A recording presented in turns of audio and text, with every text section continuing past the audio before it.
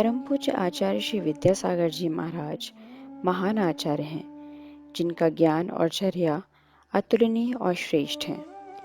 पूज्य मुनि श्री क्षमासागर जी महाराज का अपने गुरु आचार्य श्री विद्यासागर जी महाराज के प्रति अद्वितीय समर्पण था।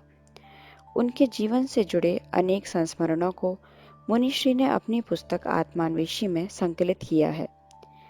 आचार्य महाराज के अप्रतिम जीवन चरित्र को दर्शाने का यह सुंदर प्रयास जैन मंदिर सेक्टर 27 नोएडा की बाल संस्कार पाठशाला के बच्चों द्वारा पर्युषण पर्व के पावन अवसर पर 16 सितंबर 2018 दिगंबर जैन बड़ा मंदिर सेक्टर 50 नोएडा में किया गया है, जो इसी पुस्तक आत्मान्वेषी पर आधारित है।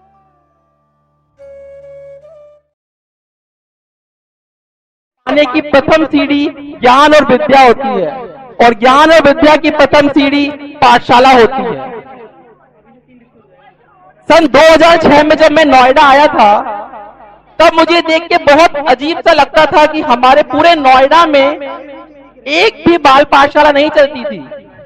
और आज मुझे इस बात का बहुत गौरव है और बहुत खुश हूं इस बात को देखकर कि हमारे दोनों मंदिरों में निरंतर हर रविवार पाठशाला चल रही है। बहुत जोरदार तालियां, बहुत जोरदार तालियां इस उपलब्धि के लिए। तो मेरा आप सभी से विनम्र अनुरोध है कि आप सभी अपने अपने परिवार के बच्चों को और अपने जान पहचान में सभी बच्चों को अपने नजदीकी मंदिर के पाठशाला में जरूर भेजें। हफ्ते में मात्र कुछ घंटे में ही आपके बच्चे जैन धर्म और नैतिक शिक्षा के बारे में बहुत अच्छी बातें सीख कर ही आएंगे। और आज उसी पाठशाला के छोटे छोटे बच्चे, स्वाध्याय युवा क्लब और जैन यूथ नोएडा के मेंबर्स आपके सामने आचार्य श्री विद्यासागर जी महाराज जी के जीवन पर आधारित एक नाटिका प्रस्तुत करने जा रहे हैं, जिसका शीर्षक है आत्मान्वेषी। हम एक स्वर्णिम काल में जी रहे हैं, नहीं, क्योंकि कुछ माह पहले ही हमने आचार्य श्री का 50वां दीक्षा दिवस बहुत धूमधाम से मनाया था। ऐसे महान आचार्य को मेरा कोटि कोटि नमन। आचार्य श्री विद्यासागर जी महाराज की, आचार्य श्री विद्यासागर जी महाराज की। मेरे गुरुवर की महिमा का मैं क्या गुणगान करूं। उनका तो पूरा जीवन ही एक दर्शन है। तो चलो आज इस नाटिका के द्वारा उनके जीवन के बारे में हम थोड़ी कुछ और बातें जानते हैं और देखते हैं कि आचार्य श्री के विहार के समय उनके पास के गांव में दो ग्राम निवासी क्या बात कर रहे हैं। चलो देखते हैं। हेलो, आज तो कुछ ज्यादा ही गर्मी है लगता है। 1 2 3। अरे भाई, कैसे हो? मैं तो बढ़िया हूँ, पर तुम बड़े खुश नजर आ रहे हो। क्या बात है, कोई लॉटरी निकली है क्या? तुमने सुना है कि आचार्य श्री विद्यासागर महाराज का विहार हमारे गांव के पास से ही होने वाला है। हो सकता है कि उनके चरण हमारे गांव में भी पड़े, और मैं तो अभी से अपने घर में चौका लगाने की तैयारी कर रहा हूँ। अरे तू भी कहाँ इन महाराज जी लोगों के पीछे पड़ा हुआ है। तू अपना काम पे ध्यान दे, वो ज्यादा जरूरी है। ये तो आते जाते रहेंगे। नहीं, आचार्य श्री विद्यासागर जी महाराज एक अतुलनीय, महान और विराट व्यक्तित्व हैं, जिन्हें जैन समाज ही नहीं बल्कि जैनेतर समाज भी भली भांति जानता और पूछता है। संत शिरोमणि आचार्य श्री विद्यासागर जी महाराज की कीर्ति पताका आज सारे देश में लहरा रही है। अगर उनके चरण इस धरा पर पड़े ना, तो हमारे गांव के तो भाग्य खुल जाएंगे। अच्छा, ऐसा क्या होता है उनके आने से? सन 1978 में नैनागिरी सिद्धि क्षेत्र में डाकुओं का भय हमेशा बना रहता था। चलो तुम्हें दिखाता हूँ कि उनके प्रताप से वहाँ क्या हुआ। हाँ ठीक है, ले चलो मुझे। अभयदान। परम पूज्य आचार्य श्री विद्यासागर जी महाराज के जीवन की यह अद्भुत घटना सन 1978 में सिद्धि क्षेत्र नैनागिरी मध्य प्रदेश में घटी थी, जो उनकी करुणा और अभयदान का एक श्रेष्ठ उदाहरण है।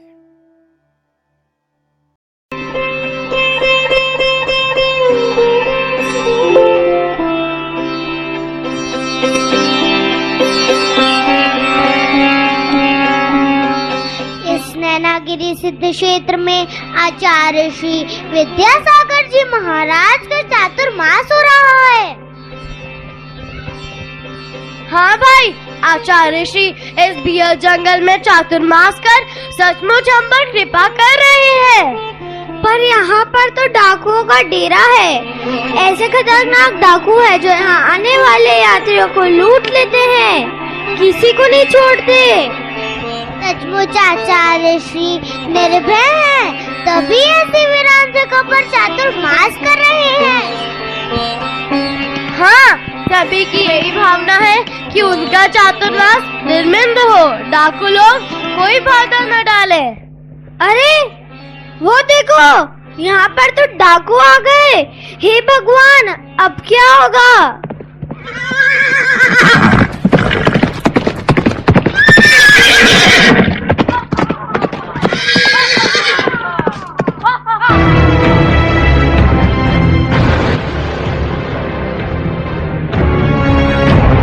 सरदार, यहीं पर वो नंगा साधु रहने आया है। क्यों बे? कहाँ है वो बाबा जी? हम भी देखना चाहते हैं। जान बाबा को हमारे सरदार का भी डर नहीं, जो हमारे इलाके में रहने आ गए।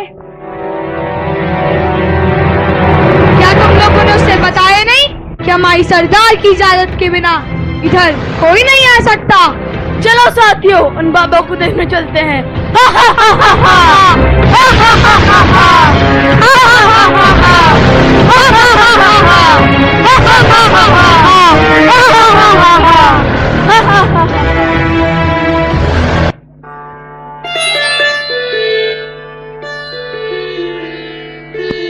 क्या ये वही बाबा है जिनको किसी का भी भय नहीं?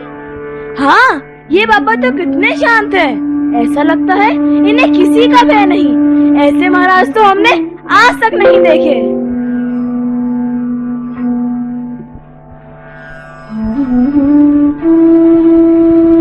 इन शस्त्रों की भला यहाँ क्या आवश्यकता? निर्भय हो और सभी लोगों को निर्भय करो। सत्य कहा महाराज। बोलो आचार्य श्री विद्यासागर जी महाराज की, बोलो जैन धर्म की। सत्य और अहिंसा का मार्ग ही सर्वश्रेष्ठ और कल्याणकारी है। हम यहाँ 4 माह तक हैं। चाहो तो सच्चाई के मार्ग पर चल सकते हो। क्षमा करें महाराज, हम लोगों से गलती हुई। अब से यहाँ जो भी यात्री आपके दर्शन के लिए आएगा, हम उससे कभी बाधा नहीं पहुँचाएंगे। हम इस क्षेत्र में कभी लूटपाट नहीं मचाएंगे। नमोस्तु महाराज।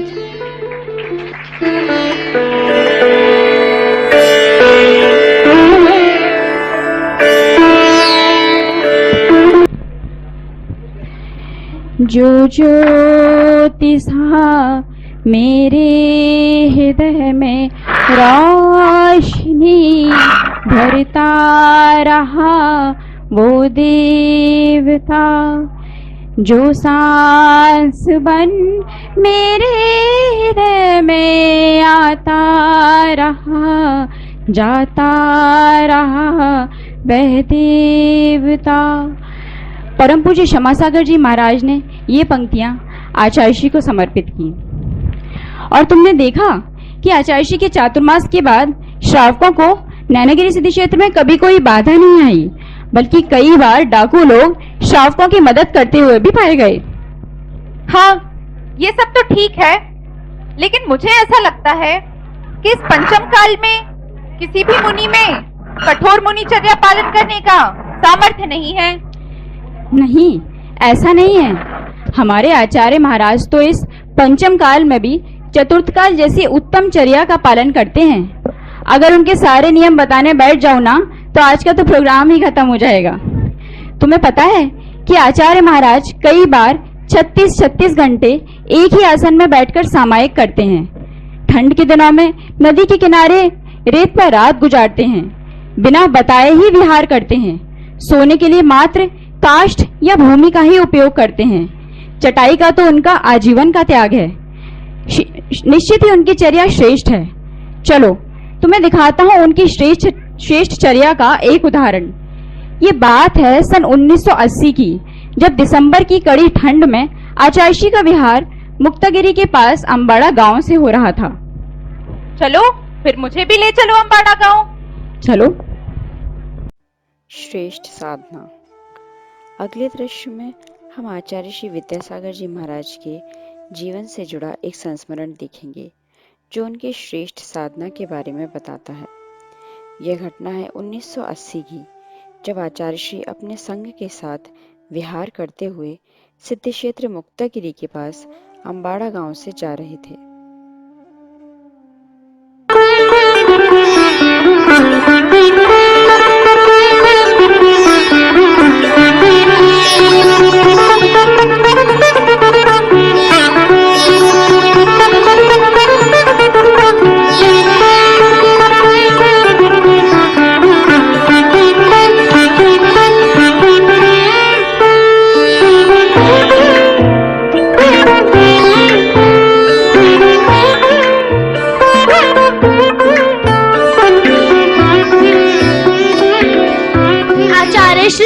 यह रास्ता अम्बाड़ा गांव से होती हुई रामटेक की तरफ जाता है। सामायिक के लिए यह स्थान उचित है। रात्रि विश्राम आज यही करेंगे। जी आचार्य श्री। पर महाराज, इस दिसंबर माह में रात्रि में भयंकर ठंड हो जाती है। यहाँ तो बस खेत है। रात कैसे काटेंगे आप यहाँ? चिंता ना करो, यह स्थान उचित है। अब हमारी सामायिक का समय हो गया है। जी महाराज। ऐसे खुले खेत में महाराज जी लोगों को बहुत ठंड लग रही होगी। हाँ, कितनी कठिन है इनकी साधना। हम क्या करें जिससे इनकी ठंड थोड़ी कम हो जाए? इस खेत में क्या व्यवस्था करें? आसपास कुछ दिखाई भी नहीं दे रहा है। हाँ, एक काम करते हैं, जब महाराज जी लोग विश्राम करने लगेंगे, हमें उनके ऊपर ज्वार की सूखी घास डाल देते हैं। इनसे इन्हें ठंड कम लगेगी। हाँ, यही ठीक रहेगा।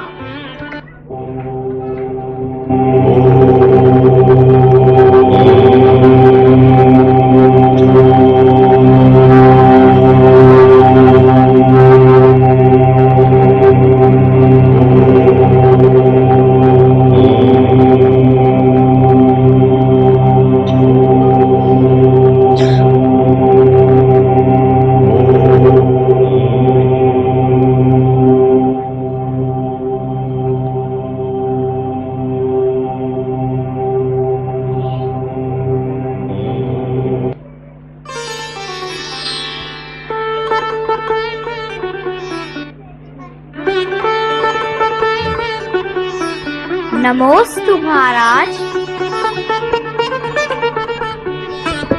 अब आप लोग भी विश्राम करें। जी महाराज।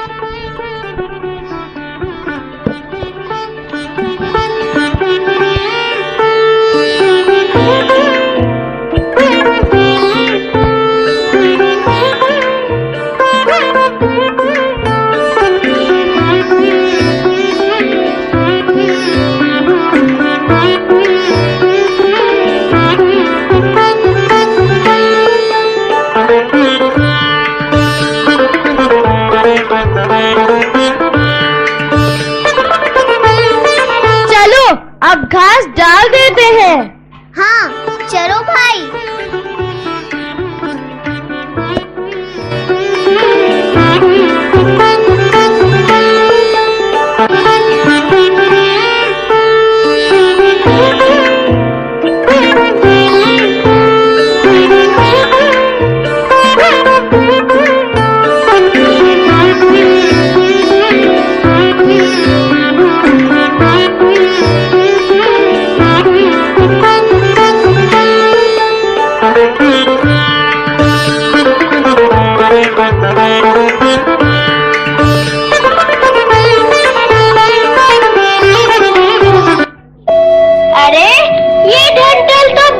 चुभ रहे हैं, पर हमें क्षमता से सहन करना चाहिए।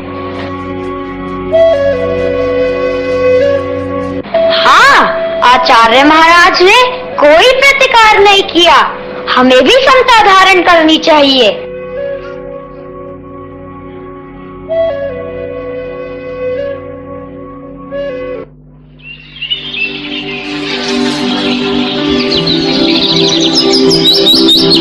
चलो अब ये घास हटा देते हैं। हाँ चलो भाई।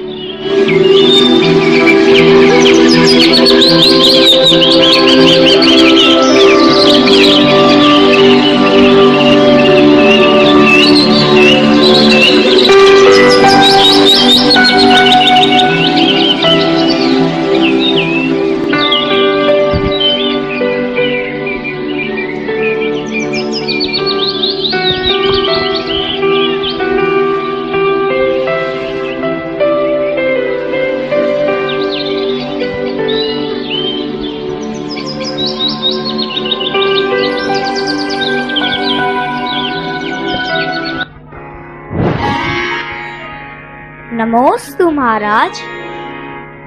अरे ज्वार की घास की वजह से तो आचार्य महाराज का शरीर छिल गया है और बाएं कंधे से रक्त झलकने लगा है। ये हमने क्या कर दिया, हमें क्षमा करें महाराज। अरे हमारी भूल की वजह से आचार्य श्री को कितनी पीड़ा सहनी पड़ी, क्षमा करें महाराज।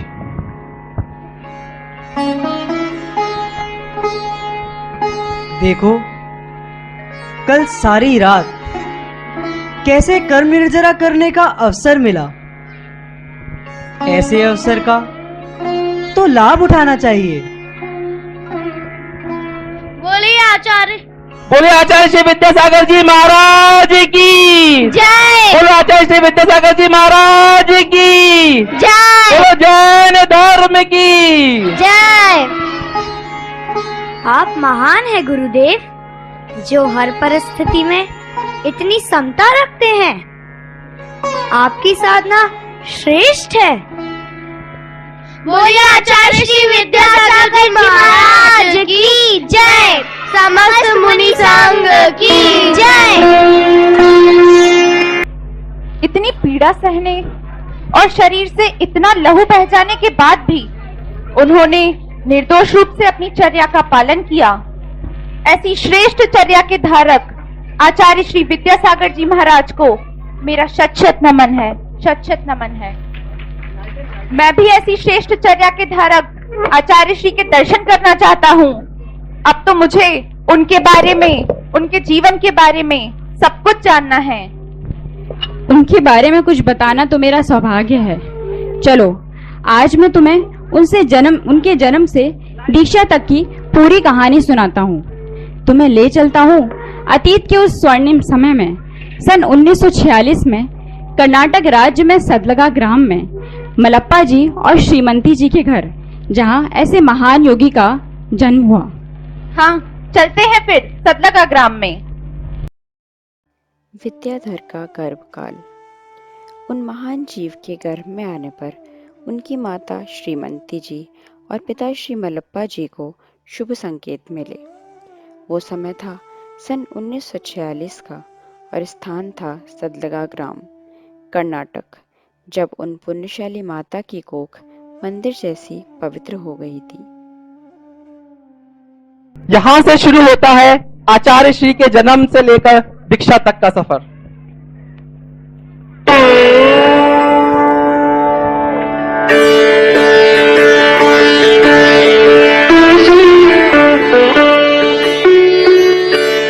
अजी सुनिए, मुझे आपको कुछ बताना है। हाँ हाँ कहो, क्या बात है? आप आज सवेरे सवेरे ही बड़ी प्रसन्न दिखाई दे रही हैं। जी बात ही कुछ ऐसी है, मैंने कल रात्रि में 3 शुभ स्वप्न देखे हैं।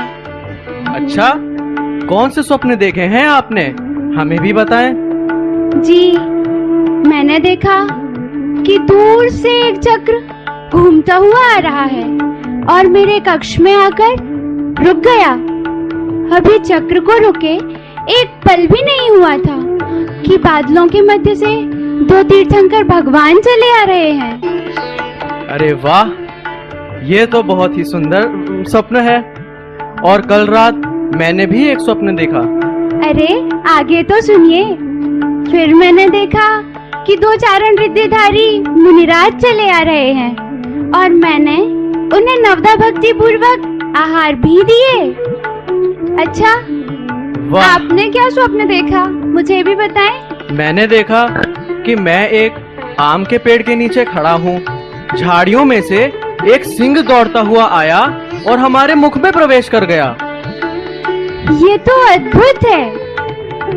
मैंने पहली बार गर्भ धारण किया हो ऐसा तो नहीं, परंतु ऐसी दिव्य अनुभूति पहले कभी नहीं हुई। ऐसा लगता है जैसे मेरी समस्त देह में उजाला भर गया हो और प्रकाश की असंख्य रश्मियां फूटकर बाहर आना चाहती हों। तुम्हारी कोख में कोई दिव्य आत्मा ही है श्रीमती। जी मलप्पा जी। अच्छा, आज तो हमें अतिशय क्षेत्र अक्की भट्ट जाना था ना, भट्टारक विद्यासागर जी की समाधि स्थल पर माथा टेकने। श्रीमती जी, अभी तुम्हारा स्वास्थ्य वैसे ही ठीक नहीं है, ऊपर से 12 मील का लंबा सफर। इस अवस्था में तुम्हें आराम करना चाहिए। नहीं नहीं, बेटी सुमति की अल्पावस्था में मृत्यु के बाद ही मैं कह आई थी कि हर अष्टमी चतुर्दशी भट्टारक विद्यासागर जी की समाधि स्थल पर माथा टेकने जाऊंगी और वहां पर 5 विधान भी करूंगी। चलो ठीक है, जैसे तुम्हारी इच्छा। जीवन में धर्म का सहारा हमेशा बना रहे।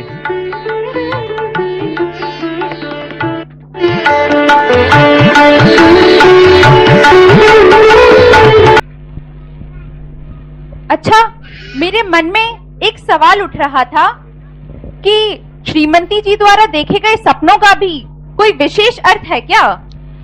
माता श्रीमती के द्वारा देखे गए स्वप्नों की संख्या 3 थी, जिसका अर्थ है कि वह रत्नत्रय का धारी होगा।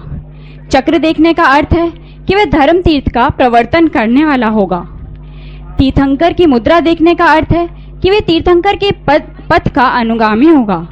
और चारण रिद्धिधारी मुनिराज के आगमन देखने का अर्थ है कि वे श्रेष्ठ चर्या का धारक होगा। सचमुच ऐसे पुण्यशाली जीव को गर्भ में धारण करके माँ की कोख तो बिल्कुल मंदिर जैसी हो गई होगी। फिर उनके जन्म के अवसर पर क्या हुआ? उन दिव्यात्मा का जन्म 10 अक्टूबर 1946 में शरद पूर्णिमा के दिन कर्नाटक राज्य में बेलगांव जिले में सदलगा ग्राम के पास चिक्कोड़ी के शासकीय अस्पताल में हुआ था और उस समय वहाँ लोगों की खुशी का कोई ठिकाना ही नहीं था। अच्छा, चलो फिर मुझे भी देखना है कि आखिर सदलगा ग्राम में हो क्या रहा है। चलो। विद्याधर का जन्म। अगले दृश्य में हम देखेंगे उस महान दिवस की एक झलक। शरद पूर्णिमा की तिथि 10 अक्टूबर 1946, जब उन महान महायोगी का जन्म हुआ।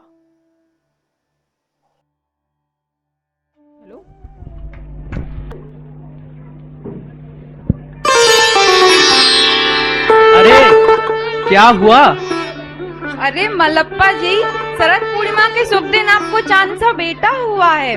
पूरे सदलगा में मिठाई खिलाइए। सच? मुझे तो विश्वास ही नहीं हो रहा।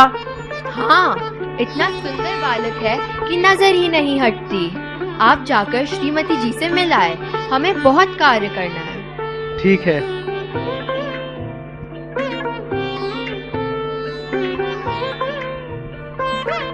अरे वाह, यह तो सचमुच बहुत ही सुंदर है।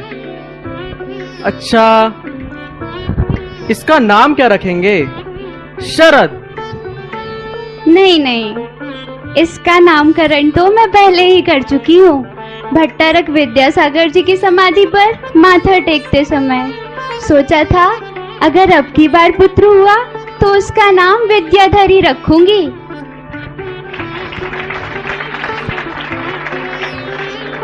विद्याधर? वाह, ये तो बहुत ही सुंदर नाम है। देखना श्रीमती जी, एक दिन विद्याधर अपनी विद्या के बल पर पूरे सदलगा का नाम आसमान तक रोशन करेगा।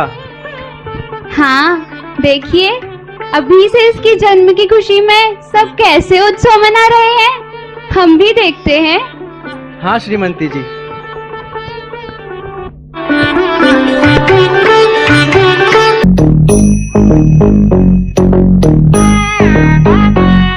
झुम झुम ता झुम ता धड़म कुतक तक रद ता गिरद गिरद गिरद गिरद झुम तक झुम झुम ता तक ता दत झुम गिरद गिरद झुम ता तत तणम ता तत झुम ता तक ता तत गिरद गिरद गिरद गिरद तरि ता धन ता धन ता दिन ता दजम ततनम ततरम तक दिन तक गिरद गिरद गिरद गिरद गिरद दिन ता तरि गिरद गिरद ता झुम धिम दत्त झुम नम दत्त झुम तम तकिट धन तद तंगिरद तरिगिरद धिम ता तरिगिरद ता झुम धिम दक तकिट झुम झुम दकिट दक झुम दा झुम झुम दकिट ता झुम तरिगिरद ता झुम तनिस ता धन तनिस ता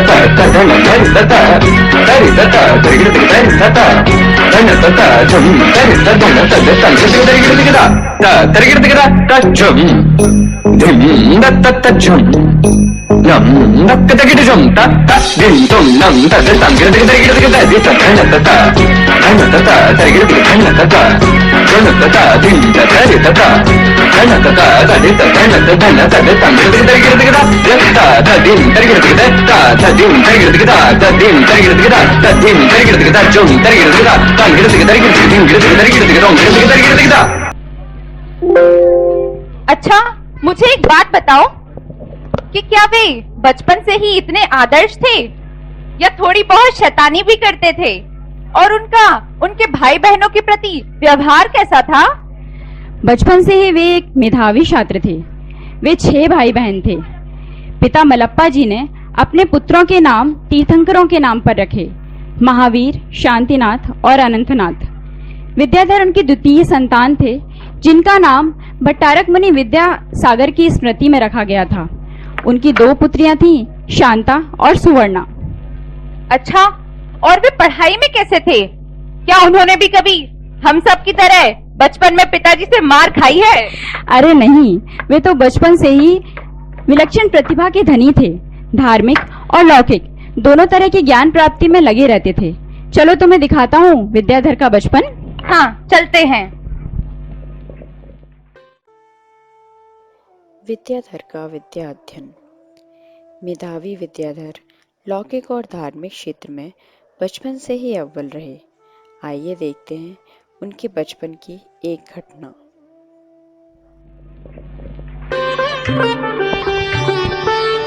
जिंगोड़ा मारुति, आओ मित्रों, अपन गिल्ली डंडा खेलेंगे।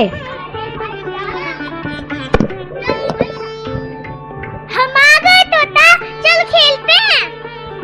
तोता, गिल्ली को दूर पहुंचाना।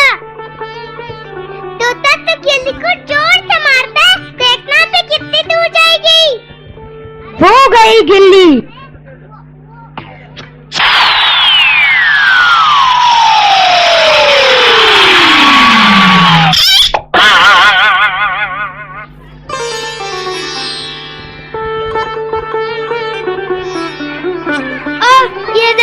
के अंदर चली गई, आवाज से कौन लेकर आएगा? रुको, मैं वहां जाता हूँ, तुम लोग यहीं रुको। ओ मुनीश्री, क्या सोचते होंगे? कहते होंगे कि मंदिर में तो बड़ा सीधा दिखता है और यहाँ इतना उद्यमी। जल्दी से गिल्ली उठा के भाग जाता हूँ। सुनो, क्या नाम है तुम्हारा? जी महाराष्ट्री, मेरा नाम विद्याधर है। नाम तो अच्छा है। कौन कौन सी विद्याएं हैं तुम्हारे पास? जी कोई नहीं। तो ऐसे ही खेलते रहोगे? क्या नाम है तुम्हारे पिताजी का? जी मलप्पा जी। अब तो मैं उनसे बोलूंगा कि विद्याधर का ध्यान विद्या में कम और गिल्ली में ज्यादा है। जी मत कहिए, मेरा ध्यान विद्या में भी है। अच्छा, क्या क्या याद है तुम्हें? जी मुझे भक्तांबर पाठ याद है।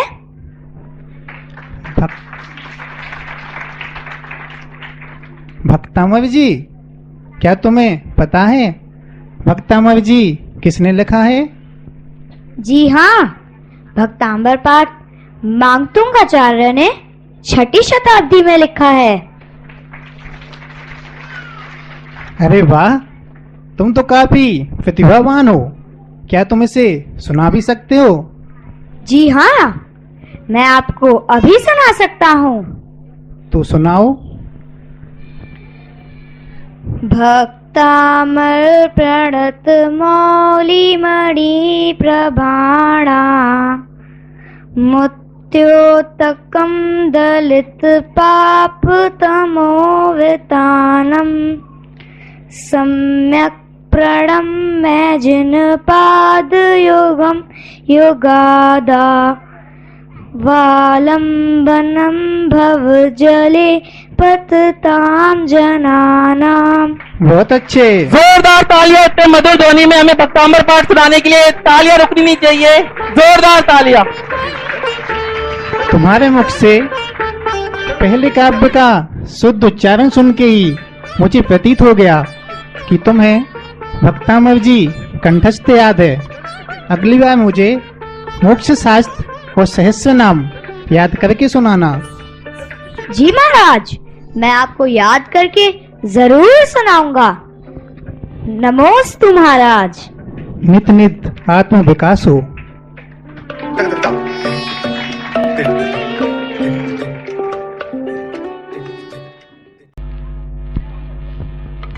सच में कितना कठिन होगा इतनी सी उम्र में पूरा भक्तांबर याद करना। आखिर हम में से ऐसे कितने लोग हैं जिन्हें 4ठी कक्षा में पूरा भक्तांबर पाठ याद हो? बहुत मुश्किल है। सचमुच बहुत मुश्किल है। पर इतना ही नहीं, वे एक कुशल चित्रकार भी थे। उन्हें घुड़सवारी बहुत अच्छे से आती थी और शतरंज में तो उन्हें महारत हासिल थी। अच्छा, इतने विभिन्न क्षेत्रों में गुणवान होने के साथ साथ उनकी पढ़ाई में भी इतनी रुचि थी और धर्म में भी। ये कैसे? धर्म में तो उनकी रुचि बचपन से ही थी। विद्याधर जब लगभग 12 वर्ष के थे तब सदलगा में आचार्य श्री देशभूषण जी महाराज का चातुर्मास हुआ। विद्याधर का मुंजी बंधन संस्कार। विद्याधर जब 12 वर्ष के थे तब आचार्य श्री देशभूषण जी महाराज का चातुर्मास सदलगा में हुआ। उस समय विद्याधर मुनियों की इतनी सेवा करते थे कि उन्हें आचार्य श्री का विशेष स्नेह प्राप्त हुआ और आचार्य श्री ने विद्याधर का मुंजी बंधन संस्कार कर दिया। जी महाराज का चातुर्मास हुआ। आचार्य श्री देशभूषण जी महाराज यहाँ विराजे हैं। मैं तो लौटते वक्त उनके दर्शन कराया। हाँ, मैं भी सवेरे सवेरे उनके दर्शन कराई थी। आज वे बच्चों का मुंजी बंधन संस्कार कर रहे थे। विद्या भी मुझसे जिद करने लगा, परंतु मैंने उसे मना कर दिया। इस सब के लिए वह अभी बहुत छोटा है। जब वह बड़ा हो जाएगा तब हम खुद ही उसका संस्कार करा देंगे। जी, ठीक ही किया आपने।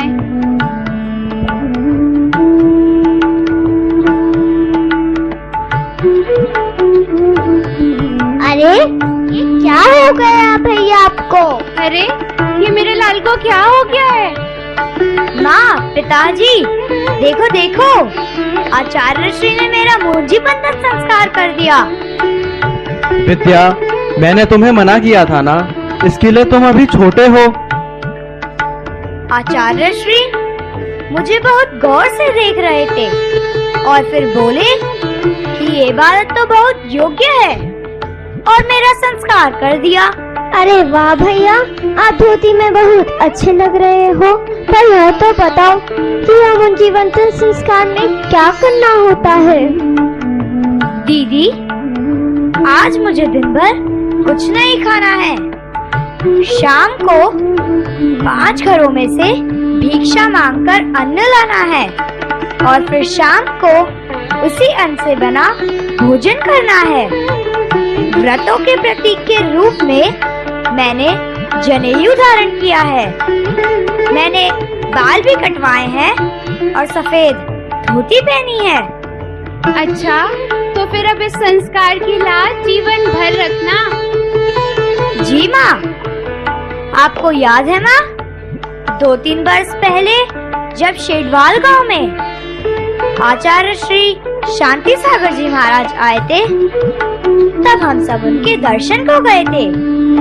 हमने उनका केश लोंच भी देखा था। हाँ, और तुम उनकी केश लुंचन की क्रिया को कितने ध्यान से देख रहे थे। माँ, आज मैं बिल्कुल वैसा ही लग रहा हूँ ना, आचार्यों जैसा। विद्या, वैसा बनने और वैसा दिखने में बहुत अंतर है। यह सब समझने के लिए तुम अभी बहुत छोटे हो। छोटे से ही तो बड़ा बना जाता है पिताजी। देखना। अच्छा भैया, आज के शुभ दिन अपनी सुरीली आवाज में आप हमें एक भजन सुनाओ ना। ठीक है दीदी, बाहर सभी मित्रों को बुला लाते हैं। आज सब मिलकर भजन गाएंगे।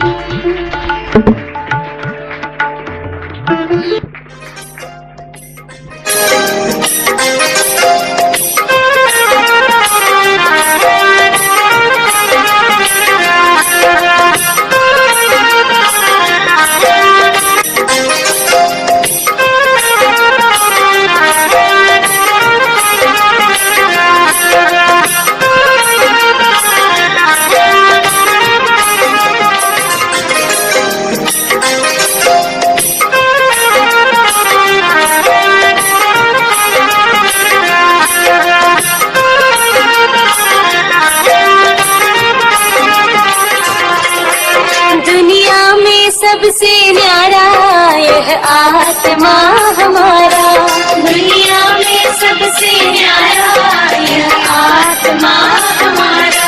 सब देखन जानन हारा, सब देखन जानन हारा यह आत्मा हमारा, दुनिया में सबसे न्यारा यह आत्मा हमारा, दुनिया में सबसे न्यारा यह आत्मा हमारा।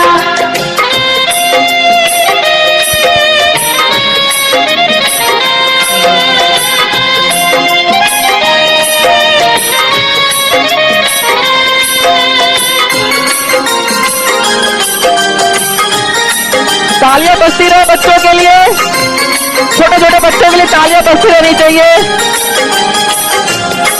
यह जले नहीं अग्नि में, भीगे न कभी पानी में, यह जले नहीं अग्नि में, भीगे न कभी पानी में। सूखे न सूखे न सूखे न पवन का यह आत्मा हमारा।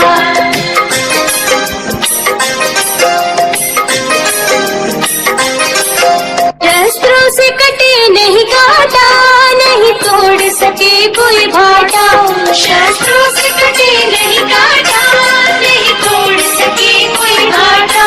मरता ना मरता ना मरता न मरे का मारा यह आत्मा हमारा, मरता न मरे का मारा यह आत्मा हमारा। दुनिया में सबसे न्यारा यह आत्मा हमारा, दुनिया में सबसे न्यारा यह आत्मा हमारा।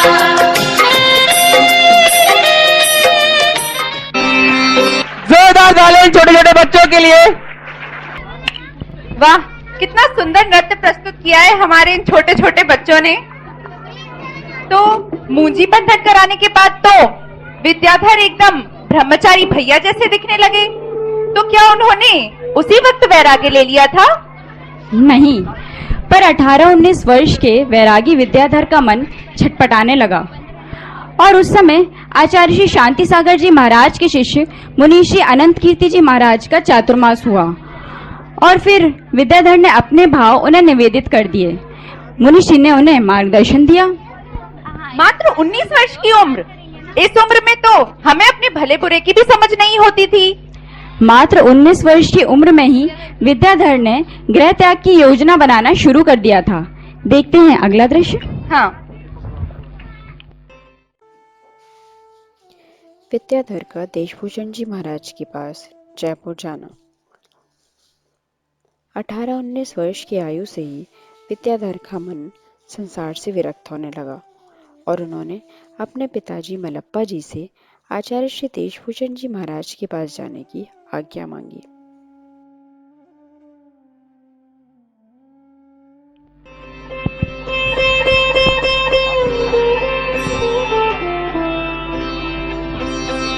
माँ, भैया कब आएगा? अनंतनाथ बेटा, विद्या बोरगांव गया है मुनि श्री नेमी सागर जी की समाधि करवाने। बचपन से ही विद्या को मुनियों के समीप रहना बहुत भाता है। माँ, अगली बार मैं भी भैया के साथ जाना चाहता हूँ। ठीक है बेटा शांतिनाथ, जरूर चले जाना। पहले विद्या को वापस तो आने दो।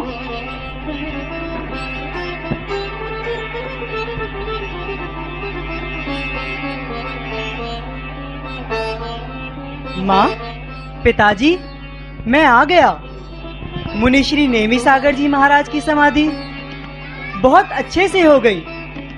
अंतिम क्षणों में उन्हें नमोकार मंत्र सुनाने का सौभाग्य मुझे प्राप्त हुआ। अरे वाह, ऐसे ही धर्म मार्ग पर चलने वाले मुनियों की निरंतर सेवा करते रहना।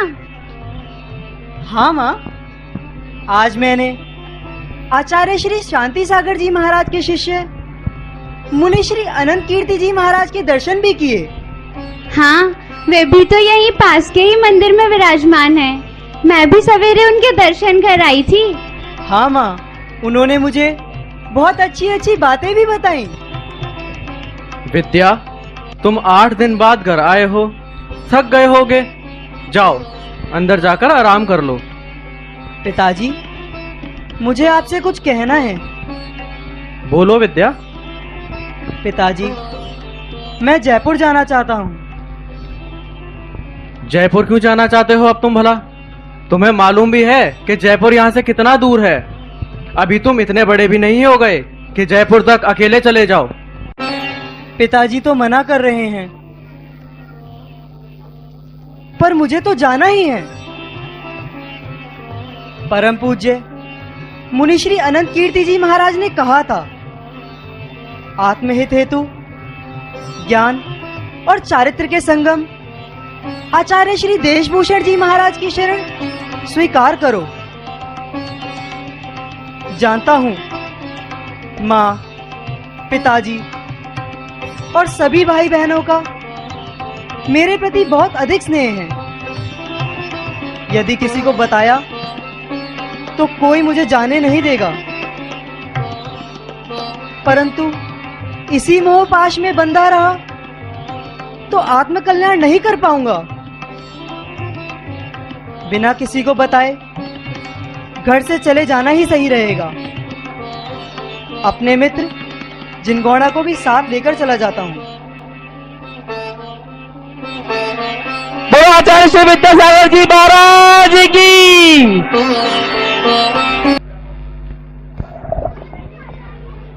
अरे, तो क्या पिता मल्लप्पा जी के मना करने के बाद भी वे जयपुर चले गए थे?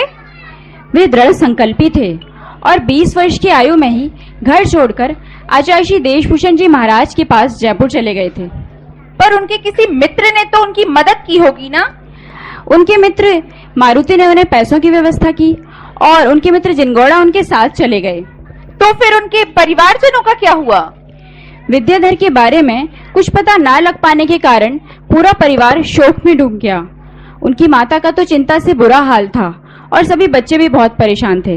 देखते हैं वहाँ क्या हो रहा है। विद्याधर के परिवार की पीड़ा। विद्याधर के घर छोड़कर जाने से पूरा परिवार अत्यंत दुखी था। देखते हैं उनके घर का एक मार्मिक दृश्य।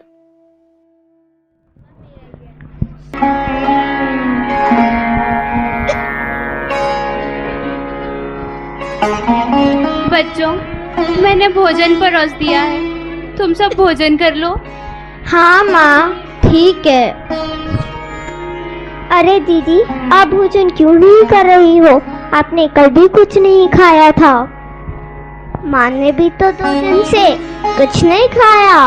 विद्या भैया के बिना तो कुछ खाने का मन ही नहीं करता। कितने दिन हो गए भैया को देखे, उसके जाने से तो लगता है सबकी भूख ही मर गई है। ना कोई ठीक से खाता है, ना कोई सोता है। चलो माँ को अपने हाथों से ही भोजन करा देते हैं।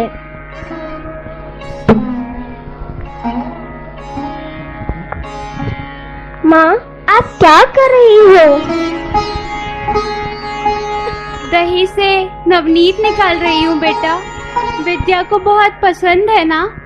पर माँ, बर्तन तो खाली है, आप यहाँ क्या करती रहती हो अकेले बैठकर? क्या? मुझे तो ध्यान ही नहीं रहा। विद्या के जाने से सब कुछ कितना सूना सूना लगता है। माँ, भैया कहाँ चले गया? पिताजी भी कुछ नहीं बताते, बड़े भैया तो कुछ बोलते ही नहीं। कहाँ चला गया है भैया बिना कुछ बताए? तुम लोगों ने विद्या के मित्र जिनगौड़ा और मारुति से पूछा क्या विद्या के बारे में? हाँ माँ, मारुति भैया तो कुछ बताते भी नहीं, और चिंगाड़ा भैया जो आजकल घर पे रहती ही नहीं। माँ, कहीं भैया किसी मनी महाराज के पास तो नहीं चला गया? हाँ माँ, कहीं भैया सचमुच में जयपुर तो नहीं चला गया? पिताजी से भैया ने पूछा भी था। नहीं नहीं शांता, ऐसा ना कहो। वो मुझसे इतनी दूर कैसे जा सकता है? कैसे घंटों बावड़ी में ध्यान लगाकर बैठा करता था, कहीं बावड़ी में तो नहीं बैठा है। उसे तो बस मंदिर ही भाता है। सुवर्णा, देखो कहीं वह मंदिर में तो नहीं है। मेरा बेटा मुझसे इतनी दूर कैसे रह सकता है? कहाँ गया मेरा बेटा? कहाँ ढूंढूं मैं उसे? कहाँ गया मेरा विद्या? माँ, दुखी मत हो, भैया वापस आएगा। अरे श्रीमंती जी, सुनती हो? आचार्य श्री देशभूषण जी महाराज का संदेश आया है। क्या? लाइए, दिखाइए, क्या लिखा है इसमें? हाँ हाँ, आप ही पढ़िए।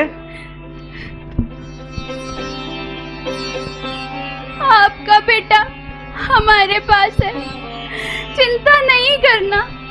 वह बहुत होशियार है, होनहार है, यहाँ रहकर पढ़ना चाहता है। उसने अभी हिंदी पढ़ना शुरू किया है।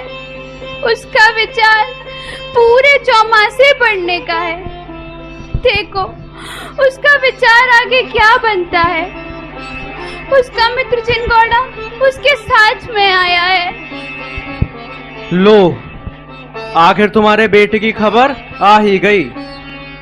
विद्या अब बड़ा हो गया है। अब 4 माह तक उसकी राह देखना। 4 माह बाद ही वापस आएगा। इसी बात का तो डर था मुझे। उसका मन तो घर में कभी से नहीं लगा। मुझे डर है वो कहीं वहीं न रह जाए। हमारा विद्या वापस आएगा ना? हाँ हाँ, वह जरूर वापस आएगा। आखिर वह हमें छोड़कर कहाँ जा सकता है? घर तो वापस आएगा ही। चलो, तुम सब चलकर अब भोजन कर लो। मैं महावीर को विद्या को बुलाने के लिए भेज दूंगा। मुझे कुछ नहीं पता। आप कहीं भी जाइए, कुछ भी करिए, मुझे मेरा बेटा वापस चाहिए। मैं मेरे बेटे के बिना नहीं रह सकती। कहाँ गया मेरा बेटा? कहाँ ढूंढूं मैं उसे? मेरा विद्या। श्रीमंती,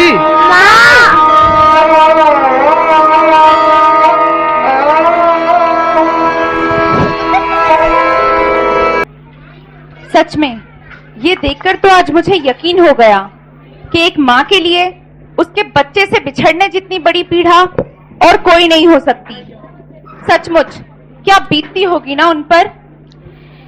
हाँ, पर इस बात का आभास तो उन्हें शुरू से ही था कि उन विराट व्यक्तित्व के लिए उनका आंचल और घर का आंगन दोनों ही हमेशा से छोटे हैं। तो क्या उनके परिवार वाले उनसे फिर कभी नहीं मिल पाए? विद्याधर उस समय आचार्य श्री देशभूषण जी महाराज के संग में रहकर अध्ययन और मुनियों की सेवा करते रहे। फिर 1967 में श्रवण बेलगोल में महामस्तकाभिषेक महोत्सव के समय पूरा संघ विहार करते हुए स्तवनिधि अतिशय क्षेत्र आया और वहां उनके बड़े भाई महावीर उन्हें लेने के लिए गए। देखते हैं अगला दृश्य। भैया महावीर का विद्याधर को बुलाने जाना। आचार्य श्री देशभूषण जी महाराज का संघ जब सदलगा ग्राम के पास स्तवनिधि तीर्थ क्षेत्र आया, तब विद्याधर के बड़े भैया महावीर उन्हें बुलाने के लिए गए।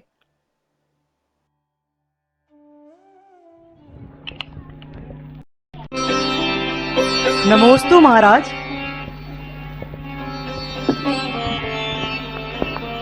विद्याधर, हमने सुना है कल तुम्हें बिच्छू ने काट लिया था। जी महाराज। फिर तुमने उस समय किसी को कुछ बताया क्यों नहीं? महाराज, दर्द को तो समता से सहन करना चाहिए। यदि भविष्य में मुनिव्रत अंगीकार करना है तो सहन शक्ति तो बढ़ानी होगी ना गुरुदेव। तुम्हारी सोच बड़ी अच्छी है विद्याधर। मेरा आशीर्वाद तुम्हारे साथ है। मोक्ष मार्ग पर ऐसे ही आगे बढ़ते जाओ। महाराज, मुझे आपसे कुछ कहना है। कहिए ब्रह्मचारी जी। महाराज, यह स्तवनिधि क्षेत्र सदलगा से बहुत पास है। मेरे परिजनों के आने से मेरे अध्ययन में बाधा हो सकती है। विद्याधर, तुम यहाँ से राजस्थान में अजमेर चले जाओ। वहाँ पर वयोवृद्ध ज्ञानवान आचार्य ज्ञान सागर जी महाराज हैं। उनसे तुम्हें श्रेष्ठ ज्ञान प्राप्त हो सकता है। जो आज्ञा गुरुवर।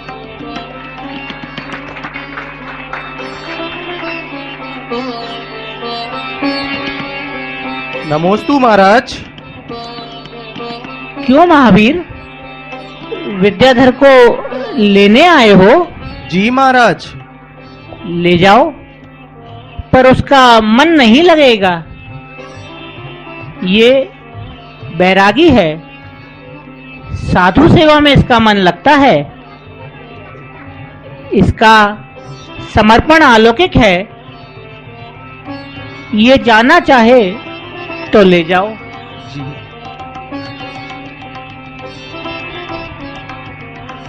कैसे हो विद्या? ठीक हूँ भैया। 8 माह हो गए हैं। बहुत पढ़ लिया, अब घर चलो। यह शास्त्र का अध्ययन तो घर पर भी हो सकता है। घर पर कोई तुम्हें कुछ नहीं कहेगा। तुम्हारे धर्म ध्यान में कोई बाधा नहीं डालेगा। घर वापस चलो। भैया, अब आप मुझसे कुछ ना कहें। ऐसा क्यों विद्या? घर पर तुम्हारी राह देखते देखते हम सबकी आंखें थक चुकी हैं। माँ, पिताजी और सभी भाई बहनों का रो रो कर बुरा हाल हो गया है। इतना दूर ना रहो, घर चलो। मैं तुम्हें लेने आया हूँ। भैया, मुझे मेरा कार्य करने दें। आप अपना कार्य करें। हम सब के बारे में कुछ तो सोचो विद्या। तुम इतना कठोर कैसे हो सकते हो? भैया, आप तो जानते ही हैं, अनादिकाल से इस जीव को हर पर्याय में माता, पिता, भाई, बहन आदि मिलते ही रहे हैं। वह तो आगे भी मिल सकते हैं। यदि अगर नहीं मिली तो केवल मुक्ति। इस जन्म में मुझे मुक्ति की खोज कर लेने दो। भैया, आप मेरे निर्णय को गंभीरता से लें। मैं 20 वर्ष का परिपक्व युवक हूँ। मैंने आचार्य श्री द्वारा ब्रह्मचर्य व्रत और सप्तम प्रतिमा के व्रत धारण कर लिए हैं। मुझे आशीष दें कि मैं इस पद पर पूर्ण सफलता पा सकूं और आचार्य श्री की सेवा में सदैव लीन रहूं। नमोस्तु महाराज। ऐसा ना कहो, ऐसा ना कहो विद्या। हम सब तुम्हारे बिना कैसे रह पाएंगे? ऐसा ना कहो, ऐसा ना कहो विद्या।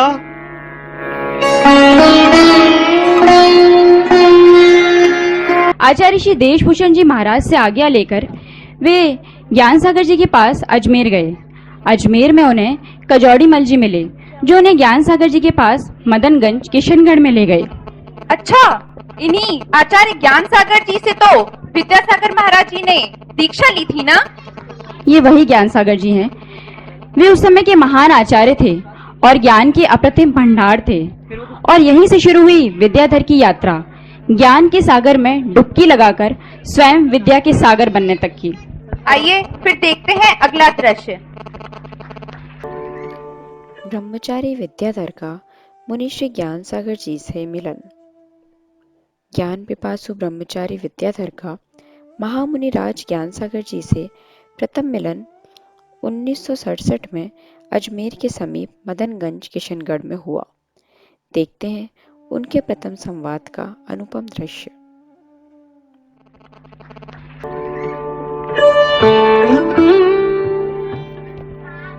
नमोस्तु महाराज।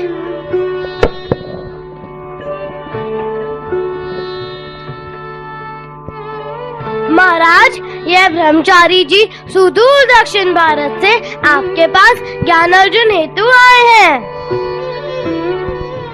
ऐसे तो कई आते जाते रहते हैं।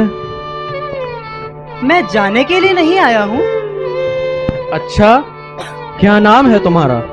जी विद्याधर। विद्याधर हो?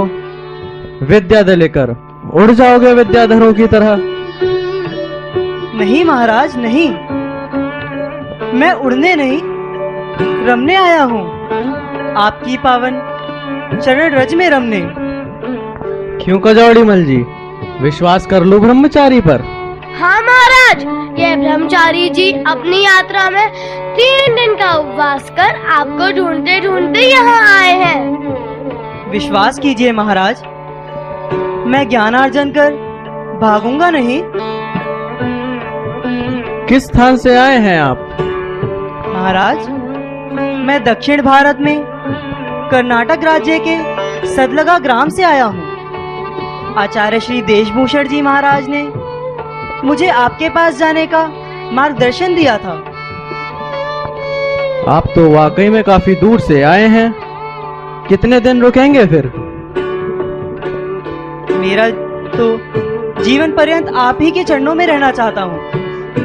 यदि आपको विश्वास नहीं तो मैं इसी समय से आजीवन सवारी का त्याग करता हूँ। महाराज, मैं आपके चरणों में रहकर अध्ययन करना चाहता हूँ और जीवन पर्यंत आप ही की सेवा करना चाहता हूँ महाराज। चलो ठीक है, यहीं रह जाओ। जो आज्ञा गुरुवर। यदि तुम ज्ञानार्जन के लिए दृढ़ संकल्पित हो तो कुछ ही दिनों में मैं तुम्हें विद्यानंदी बना दूंगा, परंतु अभ्यास निरंतर बना रहे। महाराज, अब से आप जैसा कहेंगे मैं वैसा ही करूंगा। अब आप ही मेरी शरण है गुरुदेव, अब आप ही मेरी शरण।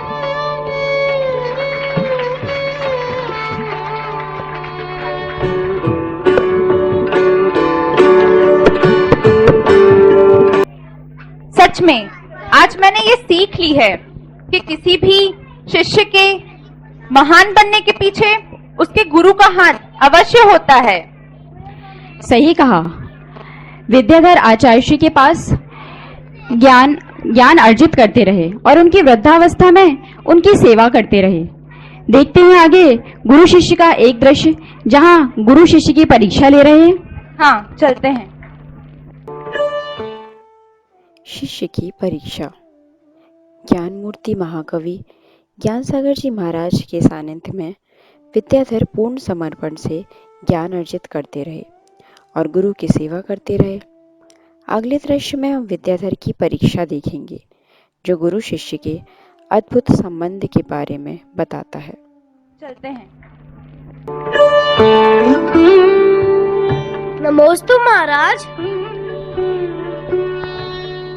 कजौड़ीमल जी, आपने ध्यान दिया था क्या?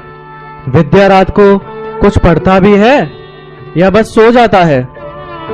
हाँ महाराज, आपके कहने पर मैंने देखा था। जितनी बार मैं उठा वह मुझे पढ़ते जागते ही मिले। अच्छा ध्यान लगता है उनका पढ़ने में। बोलो आचार्य श्री विद्यासागर जी। मैंने अपनी आंखों से देख लिया है महाराज। अभी भी बहुत आगे जाना है उसे। महाराज, अब मैं जाता हूँ। अच्छा कजौड़ीमल जी, विद्याधर को मेरे पास भेज दीजिएगा। जी महाराज।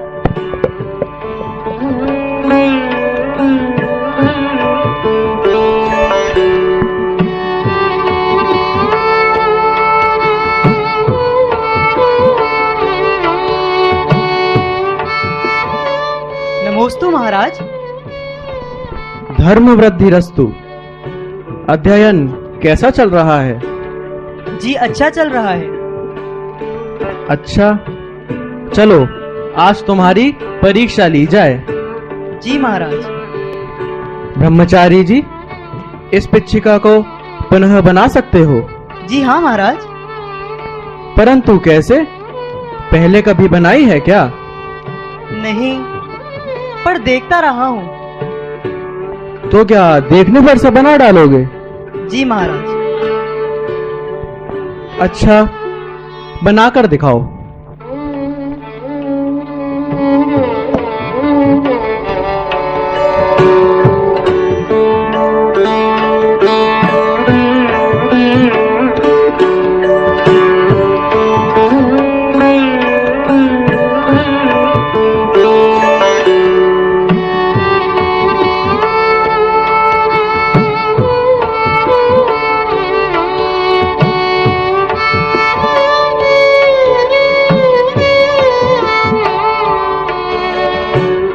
बोलो आचार्य श्री विद्यासागर जी महाराज की। बोलो आचार्य श्री ज्ञान सागर जी महाराज की।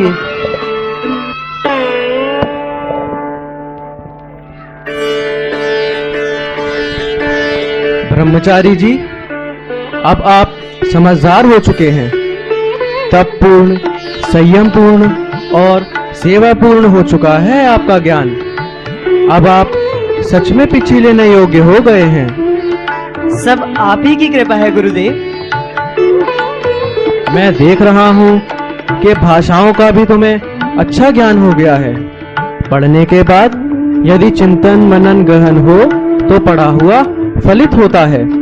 हाँ महाराज, अब सब कुछ कंठस्थ हो गया है और अब अर्थ भी समझ आने लगे हैं। विद्याधर, कल के प्रवचन तुम्हारे द्वारा होंगे। विषय निर्धारित करके अध्ययन कर लेना। जो आज्ञा गुरुवर। अब हमारे प्रतिक्रमण का समय हो गया है। तुम ध्यान से देखना विद्याधर। हर प्रतिक्रमण के दौरान साधु खुद को इतना निर्दोष करता है मानो अभी अभी दीक्षित हुआ हो। प्रतिक्रमण के द्वारा साधु अपनी ओर वापस लौटता है। जी महाराज।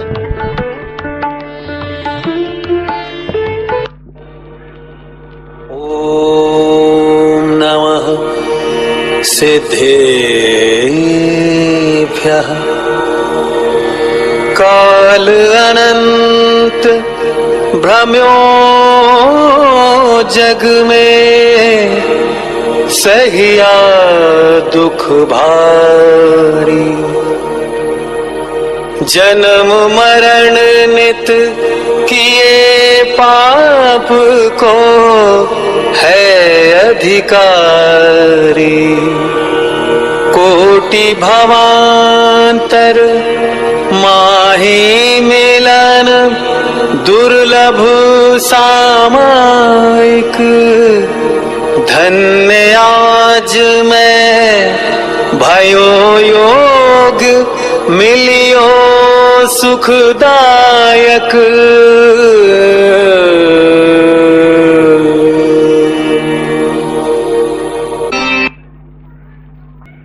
अरे वाह, परीक्षा में उत्तीर्ण होने के बाद तो आचार्य श्री ज्ञान सागर जी विद्याधर से बहुत प्रसन्न हुए होंगे।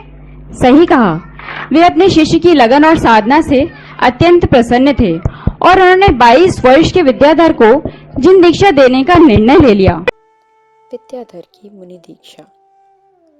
गुरु भक्ति समर्पण से गुरु कृपा का प्रसाद पाकर 30 जून 1968 को अजमेर में सर्वपराधीनता को छोड़ ब्रह्मचारी विद्याधर दिगंबर मुनि श्री विद्यासागर जी बनकर शाश्वत सत्य की अनुभूति में तपस्यारत हो गए।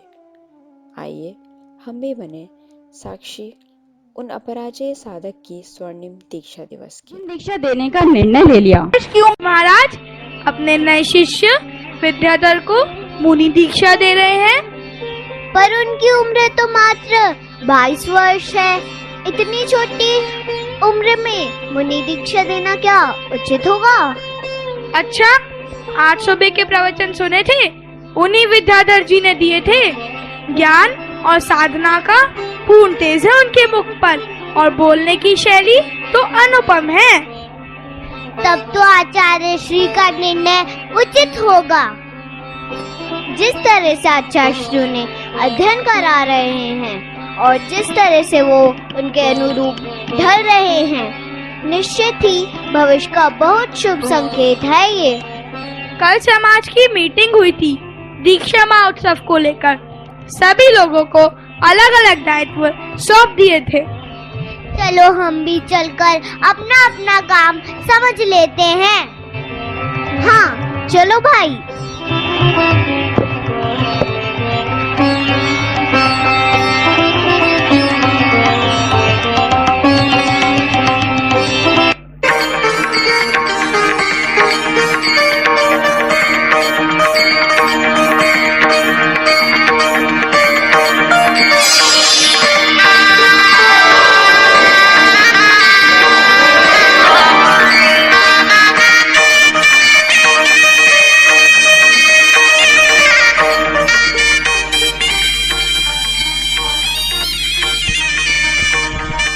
नमोस्तु महाराज।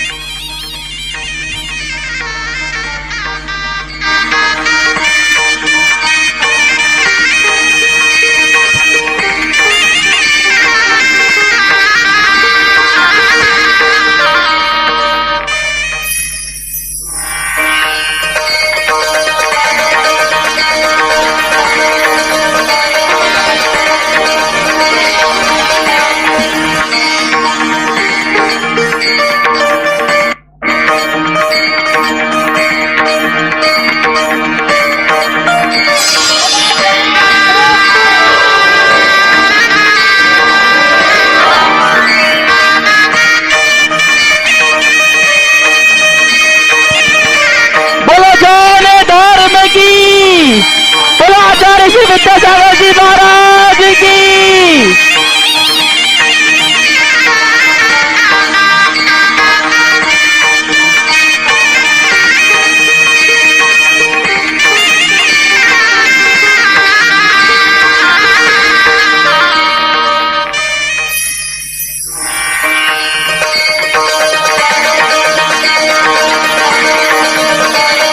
ऐसा सीन सबने पहली बार देखा हो, जोरदार तालियां।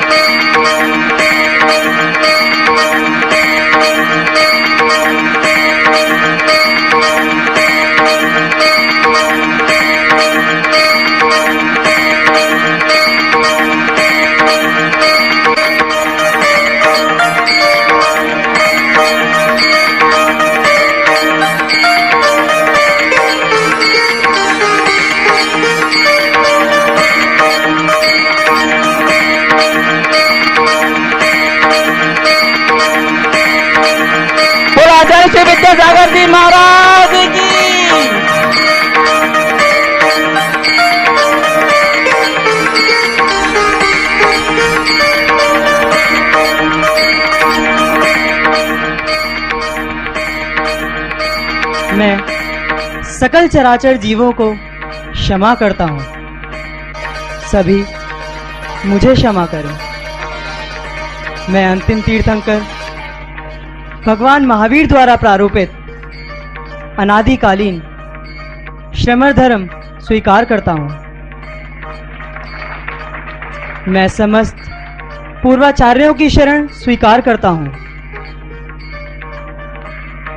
मैं चारित्र चक्रवर्ती आचार्य श्री शांति सागर जी महाराज, आचार्य श्री वीर सागर जी महाराज, आचार्य श्री शिव सागर जी महाराज की परंपरा में साक्षात विराजमान आचार्य श्री ज्ञान सागर जी महाराज की चरण शरण स्वीकार करता हूं। हे महाराज, मुझे जैनेश्वरी दीक्षा दे अनुग्रहित करें।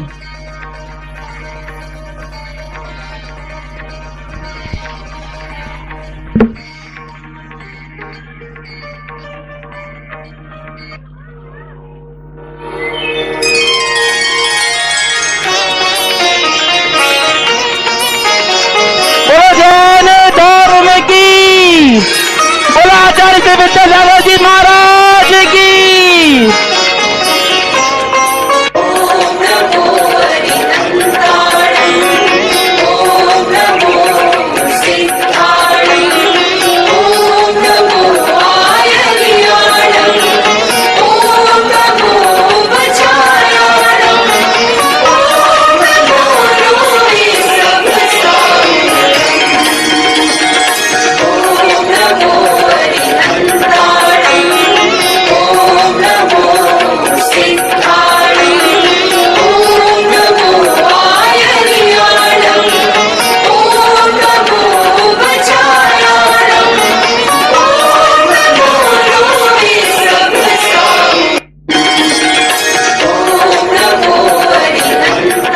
नमो अरिहंताणम, नमो सिद्धाणम, नमो आयर्याणम, नमो वच्छायाणम, नमो लोहे सव्वसाहुणम।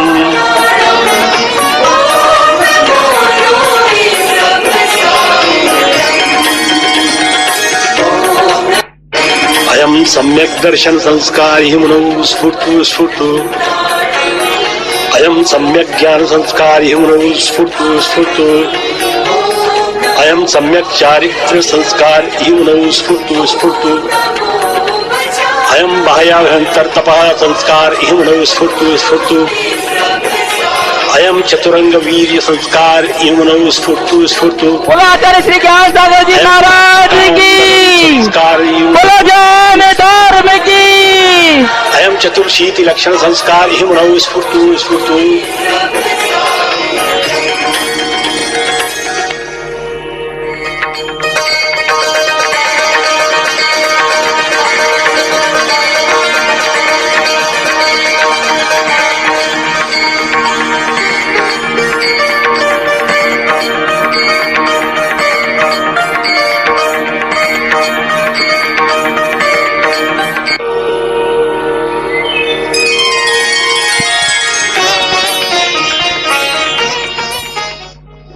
आज से तुम मुनि बन गए हो।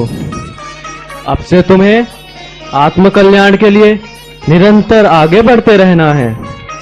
5 महाव्रतों का, 5 समितियों का और 5 इंद्रिय निरोध का पालन करना होगा। कर पात्र में खड़े होकर दिन में 1 बार आहार करना होगा। पैदल विहार करना होगा। 2, 3 अथवा 4 महीने में 1 बार केश नोच करना होगा। जो जीवन बीत गया उसके बारे में क्षण मात्र भी विचार नहीं करना। मुनियों का लक्ष्य है ऊंचाइयां छूने का और मोक्ष प्राप्त करने का।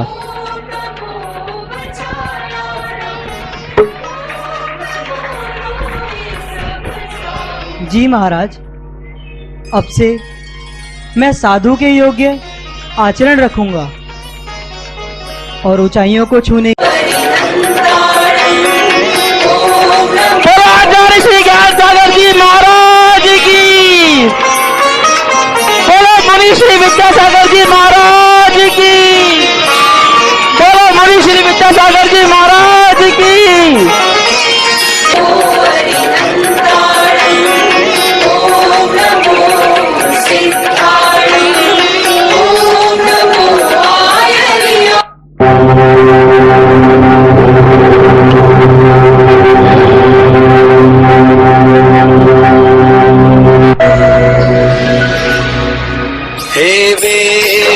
सागर शांतिमय हो प्रकाश पुंज अनंतमय। विद्या सागर शांतिमय हो प्रकाश पुंज अनंतमय। हो सुधीर तुम महावीर तुम, हो सुधीर तुम महावीर तुम। तेरा नाम गूंजे भू गगन, तेरा नाम गूंजे भू गगन।